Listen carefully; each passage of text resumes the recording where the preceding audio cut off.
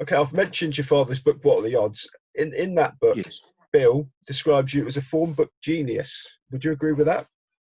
I think my father was very good at giving his son publicity. I think he's was a very wonderful father. Unfortunately, he died a few months ago. Yeah, so we are sorry to have learned that. How did you hone that talent? Look, as a young bookmaker, I remember I worked at 13 meetings one week. I used to work everywhere I could and try to do prices, even if they were quickly done. I think it's just something that you actually get into the habit of, and you keep trying to improve yourself. And of course, in the last 30 years, we've kept a database and have lots of computer records. So it's just something that you learn to do, and you learn to do better and better. I've spoken to quite a few Formbook experts, and they're all very much the same. That they say, it's just something. But I mean, you must see something. Everybody's looking at the same information. That you must glean something from it that others don't. What do you think you see that the majority of people don't see that gives you that edge? Look, I think I'm quite thorough, and I'd like to think I don't miss things. And I think the thoroughness, often you find things that other people don't find. And I suppose there are 100 different factors that are available to everyone in horse racing, and some factors are overrated and some factors are underrated. And I think that I've got the skill to actually find out where people have overrated a horse's chances or underrated it. Can you go into a bit more detail about throw us a crumb about what would be something that's overrated? Well, I suppose a crumb would be to say that anything you can see on the front page of the racing card, in other words, on the front page is the horse number, the horse's name, barrier position, the jockey and the trainer, and the weight it carries. All those things are probably a bit overrated, whereas the things that actually require more effort are underrated. Okay, now you mentioned... Yeah, sorry, carry on. Yes, well, I think jockeys are a good case in point. The best jockey is, the best jockey, but it's usually no good to follow the best jockey because he's under the odds all the time. Okay, now you mentioned you were ahead of your time using the Formbook electronically from quite an early time. Has that made, well, I assume it's an obvious answer, it has made form study easier, but has it devalued skills of people that were very good, especially with the current Formbooks? It's totally devalued skills, and I might prefer for computers not to exist for form study. I think people who have got good memories, that advantage has been lost.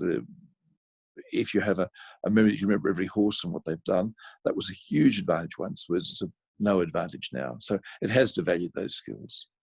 Is it, do you use like an electronic form book now? Do you still do all your own input and stuff? Yes, I print them all out, then I get a pen and paper and work away and spend 6, 7, 8, 9, 10 hours in a meeting, depending on how dense it is. Coming over to the UK, now I was quite surprised to read that you'd actually worked alongside John Banks, who was a very flamboyant bookmaker, whose son still is a bookmaker. Can you tell us a bit about him and how that came about? Look, I formed a partnership with a man in England. I think his name was Kinghorn, and we worked at quite a few meetings, and I had really enjoyed myself. I lost my money, lost our money, I must confess. And he was a very engaging man, John Banks, very nice, very kind man, and we did communicate a bit by mail afterwards. And I had lots of respect for him. I thought he was lots of respect for him. Okay, now John was one of those characters that appeared to be on the radar of the racing community. The powers that be in racing, and was brought down for various sort of reasons. Do you think that's something that racing tends to do wherever you are in the world? If they see somebody that's getting a bit in their eyes, big for their boots, they try and bring them down? Well, look, I'm not making excuses for myself, but there's no doubt that's true. perhaps the greatest jockey in England was Todd Sloane in the turn of the 19th century, and of course he just rode winner after winner. But the authority, the powers that be, got rid of him. And I suspect he did nothing wrong ever. So that's quite happens quite a lot. Okay, now we can't interview you without talking about the fine cotton sort of event.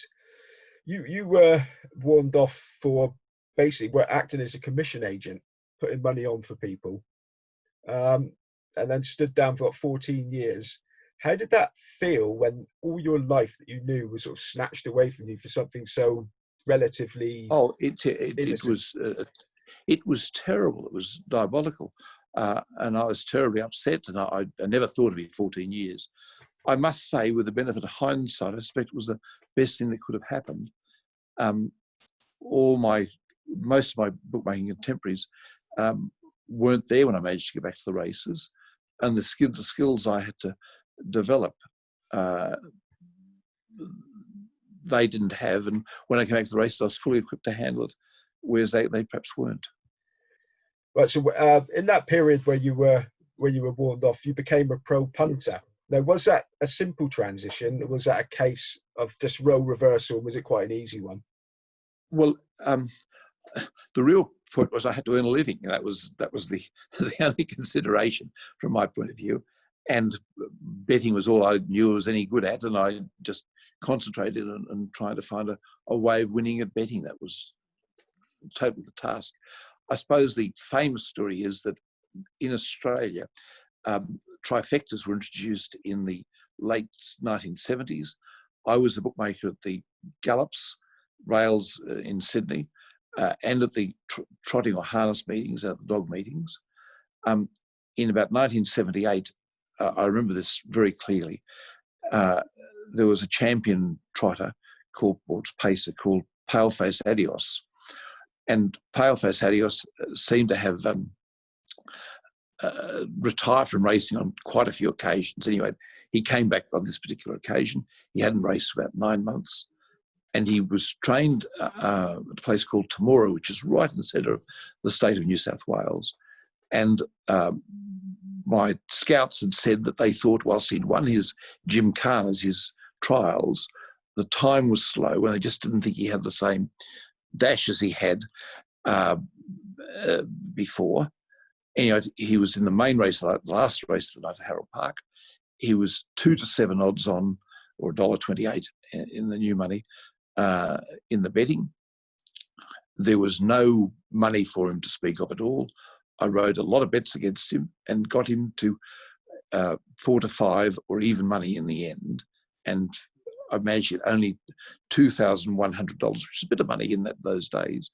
But I was very dissatisfied. I remember writing on the back of a race book a list of trifectas to take, leaving Paleface Adios out of a place.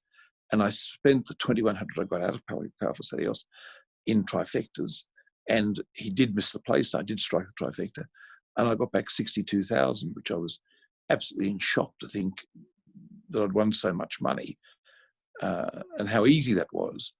And of course, when I was off the track, I concentrated on becoming an exotic player with some success. So the tote markets must have been very strong in those days. The pools were in actual dollars were more than they are today, and basically speaking, we were to find a lot of people took box trifectas and box winners. We were to find the box players, and my market was perhaps better than their idea, and we had great success. Okay, so would you consider yourself a better punter or bookmaker?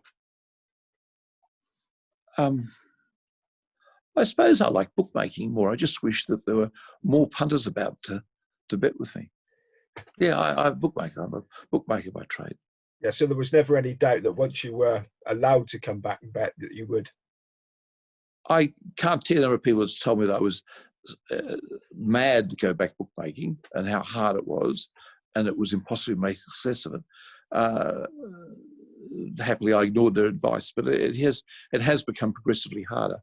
in the 20 years I've been back, it has become progressively harder. So having been very successful on both sides of the fence, what would you consider the weaknesses and strengths in a bad bookie, good bookie, bad pro-punter, good pro-punter?